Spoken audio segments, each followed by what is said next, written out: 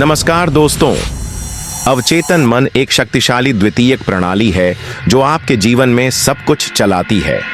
चेतन और अवचेतन मन के बीच संचार को उत्तेजित करना सीखना सफलता, खुशी और धन के मार्ग पर एक शक्तिशाली उपकरण है। अवचेतन मन हर उस चीज का डेटा बैंक है जो आपके चेतन मन में नहीं है। इसमें आपकी मान्यताएं, आपके पिछले अनुभव, आपकी यादें, आपके कौशल संग्रहित हैं। आपने जो कुछ भी देखा, किया या सोचा है वह सब इसमें मौजूद है। यह आपकी मार्गदर्शन प्रणाली भी है।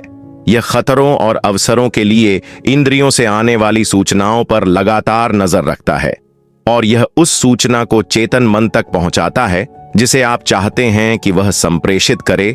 उस पेचीदा विषय पर और अधिक बाद में अवचेतन और चेतन मन के बीच संचार द्विदिशात्मक होता है। हर बार जब आपके मन में कोई विचार या भावना, कोई स्मृति या अतीत की कोई छवि आती है तो यह अवचेतन मन आपके चेतन मन से संवाद करता है। दूसरे तरीके से संचार इतना आसान नहीं है और इसे ऑटो सजेशन के सिद्धांत का उपयोग करके हासिल किया जाता है। यह वीडियो अवचेतन मन की शक्तियों से परिचित कराएगा और बताएगा कि सफलता के मार्ग पर उनका उपयोग कैसे किया जा सकता है। आप सीखेंगे कि अपने अवचेतन मन से बेहतर तरीके से कैसे संवाद करें और उसे उस राह पर कैसे सेट करें जिस पर आप उसे ले जाना चाहते हैं। क्या आपने कभी पढ़ा है कि मनुष्य अपने मस्तिष्क का केवल एक हिस्सा ही इस्तेमाल करते हैं? खैर, यह सबसे ज्यादा अवचेतन मन की वजह से है। वैज्ञानिकों ने वास्तव में इसका गहराई से अध्ययन नहीं किया है और हम अभी भी इसके बारे में ज्यादा नहीं जानते हैं, लेकिन हम जानते हैं कि यह हमारे द्वारा किए जाने वाले लगभग हर काम को चला सकता है और नियंत्रित कर सकता है। उदाहरण के लिए, जब आप ध्यान करते हैं और अपनी सांस को नियंत्रित करना शुरू करते हैं तो आप अवचेतन मन से नियंत्रण प्राप्त करते हैं और इसे अपने चेतन मन को देते हैं। आप गहरी सांस लेना शुरू करते हैं और अपने पेट से सांस लेते हैं। फिर आप इसे नियंत्रित करना बंद कर देते हैं और आपका अवचेतन मन ऐसा करना शुरू कर देता है। आपको इसके बारे में और सोचने की जरूरत नहीं है। आपकी सांस तब तक आराम से चलती रहेगी जब तक कि कोई अन्य उत्तेजना इसे बदल न दे। उदाहरण के लिए, तनाव। सब कुछ आपके सिर के पीछे नियंत्रित होता है। अवचेतन मन के कार्यों का एक और उदाहरण इंद्रियों से आने वाली जानकारी है। आपके मस्तिष्क पर प्रति सेकंड सैकड़ों MB की जानकारी बमबारी की जाती है। अगर इसे हर चीज की समीक्षा और प्रक्रिया करनी पड़े तो यह फट जाएगा। यही कारण है कि आपके बीच एक अवरोध है, अवचेतन मन। यह सब कुछ संसाधित करता है और यह केवल वही जानकारी पास करता है जो इस समय आपके लिए प्रासंगिक है। अवचेतन मन की सबसे अच्छी तुलना जंगली बंदर से की जा सकती है। यह पूरे दिन भाग दौड़ कर सकता है क्योंकि यह आसानी से थकता नहीं है और यह मस्तिष्क के मुख्य भाग में यादृच्छिक जानकारी ला सकता है, या यह आपके लक्ष्यों को प्राप्त करने और आपको सफल होने के लिए आवश्यक जानकारी, अवसर लाने में खुद को व्यस्त कर सकता है। आपको बस इतना करना है कि इस जंगली बंदर को एक उद्देश्य दें। अपने चेतन मन से अपने अवचेतन मन तक विचारों का संचार करना कठिन है क्योंकि यह भावनाओं के साथ किया जाना चाहिए। केवल वही विचार जो वास्तविक भावनाओं के साथ व्यक्त किए जाते हैं आपके दिमाग के पीछे पहुंचते हैं और केवल वही विचार वहां टिकते हैं जो एक मजबूत भावना द्वारा समर्थित होते हैं। दुर्भाग्य से यह नकारात्मक और सकारात्मक दोनों ही भावनाओं के लिए सच है और दुर्भाग्य से नकारात्मक भावनाएं आमतौर पर सकारात्मक भावनाओं से ज्यादा मजबूत होती हैं। अवचेतन मन की शक्ति का उपयोग करने में आपका पहला कदम नकारात्मक भावनाओं से भरे विचारों को खत्म करना है।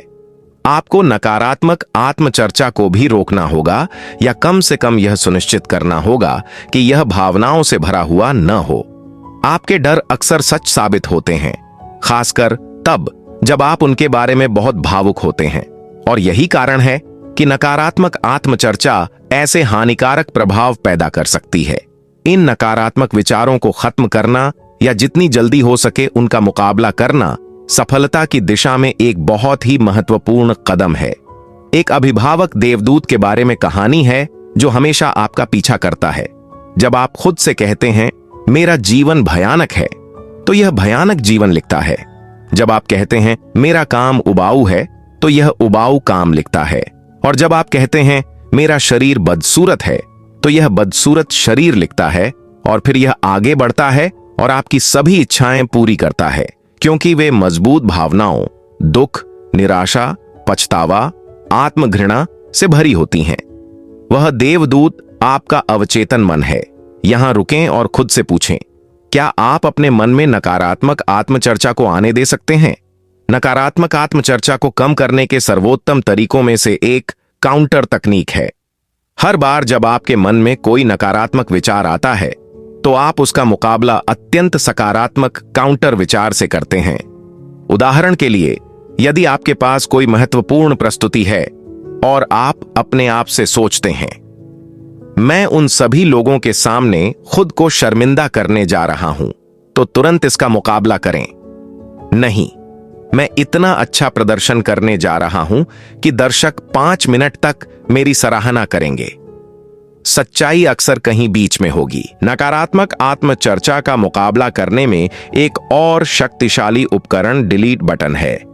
जब कोई नकारात्मक विचार आपके दिमाग में आता है, तो आप अपने दिमाग में डिलीट बटन दबाते हैं और कल्पना करते हैं कि कागज के टुकड़े पर लिखा विचार कैसे नष्ट हो जाता है। या आप अपने दिमाग में यह कल्पना कर सकते हैं कि आप अपनी मुट्ठी से नकारात्मक विचार को कुचल रहे हैं। आपका अवचेतन मन भी उन विचारों पर काम करेगा जो इच्छा के साथ व्यक्त किए जाते हैं। इच्छा से प्रेरित होकर आपका अवचेतन मन इच्छा की वस्तु को प्राप्त करने के लिए कुछ भी करेगा। यह चेतन मन के लिए सभी उपलब्ध चैनल भी खोल देगा, ताकि यह जानकारी मिल सके कि ऐसा कैसे किया जाए। जब आपका लक्ष्य आपके जीवन का जुनून बन जाता है और आप उसे पूरा होते देखने की तीव्र इच्छा रखते हैं, तो आप सफल होंगे। जब आप अपने अवचेतन मन को उस मजबूत भावना के साथ कार्य पर लगाते हैं, तो यह आपको जीवन में उन अवसरों को देखने की अनुमति देगा जो आपको आपके लक्ष्य तक ले जाएंगे। सर्वश्रेष्ठ एथलीट केवल इसलिए सर्वश्रेष्ठ बनते हैं क्योंकि उनमें नंबर 1 बनने की तीव्र इच्छा होती है। जीवन से उन्हें इसके अलावा और कुछ नहीं चाहिए। यह उनके जीवन का सबसे बड़ा सपना है। इसे हासिल करने के लिए वे कुछ भी करने को तैयार हैं। प्रशिक्षण सत्र के बाद देर तक रुकें और अपने कौशल का अधिक अभ्यास करें। अपने कौशल सेट का विस्तार करने और बाकी लोगों से बेहतर बनने के लिए जो भी करना पड़े, करें। अपने अवचेतन मन को अपने लक्ष्य को प्राप्त करने के अवसरों की तलाश करने के लिए तैयार करें। अपने लक्ष्य को परिभाषित करने से शुरुआत करें। इसे जितना संभव हो उतना विशिष्ट बनाएं। इसे जितना संभव हो उतना यथार्थवादी बनाएं। इसे कहीं लिख लें और इसे महसूस करें। फिर अपने पुलों को जला दें। किसी भी सुरक्षित नाव को नष्ट कर दें जिसे आप किसी गड़बड़ी की स्थिति में रख सकते हैं। हमारा दिमाग हमें जीवित रहने में मदद करने के लिए विकसित हुआ है और तभी यह सबसे अच्छे परिणाम प्राप्त करता है। पुलों को जलाकर आप अपने दिमाग को जीवित रहने के मोड में सेट करते हैं और एकमात्र रास्ता आगे की ओर बचता है, लक्ष्य की ओर। एक और बहुत शक्तिशाली उपकरण है अपने जीवन को छोटी छोटी उपलब्धियों से भरना, जो आपको लक्ष्य की ओर ले जाती है। यदि आप 1 किलो वजन कम करना चाहते हैं, तो प्रत्येक दिन अपनी प्रगति के ग्राफ को देखकर शुरू करें। उम्मीद है कि यह सामान्य रूप से कम हो रहा है, भले ही इसमें छोटी मोटी रुकावटें हों। अपने डेस्क पर किसी ऐसे व्यक्ति की तस्वीर रखें जिसका वजन बिल्कुल सही हो और उसे हर दिन देखें। आखिरी लेकिन सबसे महत्वपूर्ण बात, यह पता लगाएं कि आपको अपने लक्ष्य पर काम करने के लिए क्या ऊर्जा मिलती है और उसका उपयोग करें। यह सकारात्मक लोग हो सकते हैं जो आपको प्रोत्साहित करते हैं, या कोई प्रेरक वीडियो, या फिर कोई ऊर्जा देने वाला गाना भी। किसी भी तरह से सुनिश्चित करें कि आपके लक्ष्य को प्राप्त करने की तीव्र इच्छा आपके हर दिन का हिस्सा हो। पर्दे के पीछे आपका अवचेतन मन आपके लक्ष्य के बारे में विचारों से भरा होगा, जो इसे प्राप्त करने की तीव्र इच्छा से प्रबल होगा। सबसे शक्तिशाली सकारात्मक भावनाएं हैं विश्वास, प्रेम और सेक्स। पहले 2 ज्यादा आध्यात्मिक हैं, जबकि आखिरी ज्यादा जैविक है। जब ये सभी मौजूद होते हैं तो वे किसी भी विचार को सशक्त बनाते हैं। और यह आसानी से अवचेतन मन में प्रवेश कर सकता है। फिर यह विचार पर काम करेगा और इसे कार्यों, अवसरों और विचारों में बदल देगा। विश्वास मन की एक अवस्था है जिसे आत्म सुझाव के सिद्धांत के माध्यम से अवचेतन मन को पुष्टि या बार बार निर्देश देकर प्रेरित या निर्मित किया जा सकता है। विश्वास आशा से अलग है, क्योंकि जब हम विश्वास करते हैं तो हम परिणाम के प्रति आश्वस्त होते हैं, और जब हम आशा करते हैं तो हम अनिश्चित परिस्थितियों में अपने आप को एक संभावित परिदृश्य का सुझाव दे रहे होते हैं, और अपने लक्ष्य को प्राप्त करने की दिशा में अगला कदम है उसकी कल्पना करना। यह परिणाम में विश्वास रखने पर आधारित है। यह उम्मीद न करें कि वांछित परिणाम सच होगा, बल्कि यह विश्वास करें कि यह पहले से ही सच है। सबसे शक्तिशाली तकनीकों में से एक है अपनी इच्छा पूरी होने के बाद अपने जीवन की कल्पना करना। दिन में कई मिनट अपनी आंखें बंद करके अपने लक्ष्य को प्राप्त करने के बाद अपने जीवन की कल्पना करें। इसे जितना संभव हो उतना जीवंत बनाएं। आप क्या पहन रहे हैं? आप कैसे अभिनय करते हैं? तुम कैसा महसूस कर रहे हो? आप क्या कह रहे हैं? आप क्या कर रहे हो? दूसरा साधन शारीरिक तैयारी है। अगर आप मशहूर होना चाहते हैं तो अपने दांतों को ठीक करने के लिए ब्रैकेट पहनना शुरू कर दें, और अगर आप रोमांटिक रिश्ता चाहते हैं तो एक अतिरिक्त टूथब्रश खरीदें और उसे अपने बाथरूम में रखें। और आखिरी लेकिन सबसे महत्वपूर्ण बात, परिणामों के प्रति अपनी आसक्ति को छोड़ दें। आप कभी भी यह योजना नहीं बना सकते कि आपकी इच्छा कैसे पूरी होगी। इस समय आपके पास जो विकल्प हैं उन पर ही सीमित न रहें, बल्कि खुले दिमाग से काम लें और अपने सपनों के सच होने पर भरोसा रखें। जैसा कि हम पहले ही बता चुके हैं, चेतन और अवचेतन मन के बीच संचार दो तरफा होता है। आप अपने अवचेतन मन को कार्य, इच्छाएं और लक्ष्य देते हैं, और यह आपको जानकारी, अवसर और विचार देता है। क्या आपने कभी सोचा है कि कुछ लोग नए अवसरों को आसानी से क्यों पहचान लेते हैं? ऐसा इसीलिए होता है क्योंकि उनका अवचेतन मन उन्हें किसी खास विषय पर ज्यादा जानकारी देता है जो आम तौर पर दूसरे लोगों को नहीं मिलती। क्या आपने कभी गौर किया है कि जैसे ही आप कुछ करने का फैसला करते हैं तो जल्द ही एक ऐसा अवसर आ जाता है जो आपको उसे करने की अनुमति देता है? ऐसा इसलिए है क्योंकि जब आप निर्णय लेते हैं तो आप एक विचार बनाते हैं और उसे इच्छा और विश्वास से भर देते हैं, और आपको अचानक वह जानकारी मिलनी शुरू हो जाती है जिसकी आपको इसे हासिल करने के लिए जरूरत होती है। हम पहले ही यह स्थापित कर चुके हैं कि आपका अवचेतन मन आपकी इंद्रियों द्वारा उत्पन्न सभी जानकारी प्राप्त करता है। फिर यह जानकारी को फिल्टर करता है और तय करता है कि चेतन मन को क्या देना है। उन दो परिणामों के बीच के अंतर को चेतन धारणा के लिए सीमा कहा जाता है। अवसर को पहचानने और उसे चूक जाने में यही अंतर है। यह केवल इस बात पर निर्भर करता है कि आपने अपने अवचेतन मन को किस मोड़ पर रखा है और आपने उसे कितने काम सौंपे हैं। जब आपके पास कोई लक्ष्य होता है, जब आप उसे इच्छा से संचालित करते हैं और जब आपको परिणाम पर भरोसा होता है, तो आप उस सपने को पूरा करने के अवसरों को नोटिस करना शुरू कर देंगे। बाकी सब कुछ फिल्टर हो जाता है, खारिज हो जाता है और आपकी यादों में संग्रहित हो जाता है। आप भविष्य में उस तक पहुंच प्राप्त कर सकते हैं जब आपके पास अन्य लक्ष्य होंगे, लेकिन फिलहाल यह चेतन मन की पहुंच से परे है। प्रकृति ने मनुष्य को 5 इंद्रियों के माध्यम से अवचेतन मन में प्रवेश करने वाली जानकारी पर पूर्ण नियंत्रण दिया है। हालांकि इसका मतलब यह नहीं है कि हर कोई इस नियंत्रण का प्रयोग करता है। इससे भी अधिकांश मामलों में औसत व्यक्ति इस नियंत्रण का प्रयोग नहीं करता है।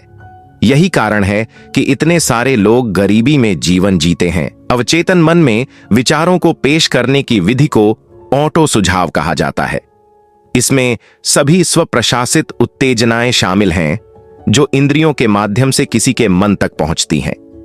चेतन मन में रहने वाले हावी विचार, नकारात्मक या सकारात्मक, अवचेतन मन तक पहुंचते हैं और उसे प्रभावित करते हैं। एक विचार तब हावी होता है जब कोई मजबूत भावना, विश्वास, भय, प्रेम इत्यादि उसे सशक्त बनाती है। सबसे शक्तिशाली तकनीकों में से एक मंत्र तकनीक है।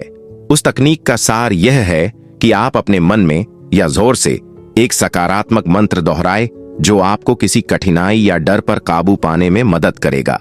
जितना अधिक आप इसे दोहराएंगे उतना ही आप इस पर विश्वास करेंगे। जितना अधिक आप अपने शब्दों में विश्वास रखेंगे उतना ही बेहतर परिणाम मिलेगा। कई वैज्ञानिक अध्ययनों के अनुसार बीमारी का एक प्रमुख कारण है हाइपोकॉन्ड्रिया। यह खुद को यह विश्वास दिलाने की कला है कि आप बीमार हैं। यह एक शक्तिशाली आत्म सुझाव मंत्र है जो डर जैसी नकारात्मक भावनाओं से प्रेरित होता है। यदि यह संभव है तो आपके मन को यह विश्वास दिलाना भी संभव होना चाहिए कि आप स्वस्थ हैं, खुश हैं, अच्छे दिखते हैं या मानसिक रूप से मजबूत हैं। पहले आपको अपने जीवन के लिए एक निश्चित लक्ष्य निर्धारित करने के निर्देश मिले थे। अब उस लक्ष्य को लिखना सुनिश्चित करें और उसे प्राप्त करने की इच्छा के साथ उसे मजबूत करें। जागने के बाद और सोने से पहले और दिन में कई बार अपने लक्ष्य को जोर से पढ़ें। कल्पना करें कि आप पहले से ही अपनी इच्छा पर कब्जा कर चुके हैं। देखें और महसूस करें कि आप इच्छा पर कब्जा कर चुके हैं। जब आप अपने लक्ष्यों को पढ़ते और बोलते हैं तो भावनाओं को मिलाएं। परिणाम के प्रति वफादार रहें। याद रखें कि अपने अवचेतन मन को प्रभावित करने के लिए आपको एक कीमत चुकानी पड़ती है। उस कीमत को दृढ़ता कहते हैं। आपको ऑटो सजेशन के लिए कदम उठाते रहना होगा, आपको अपने लक्ष्यों को जोर से दोहराते रहना होगा और आपको परिणाम और अंतिम परिणाम पर विश्वास बनाए रखना होगा। सफल होने वालों और असफल होने वालों के बीच का अंतर बस कुछ दिनों का हो सकता है, या यह बैकअप प्लान की उपलब्धता का भी हो सकता है। जो लोग हमेशा कहते हैं अगर मुझे सफलता नहीं मिली तो मैं यह और वह करूंगा, वे हमेशा यही और वह करेंगे, क्योंकि उनका दिमाग हमेशा इस बारे में सोचता रहेगा कि इससे कैसे बाहर निकला जाए।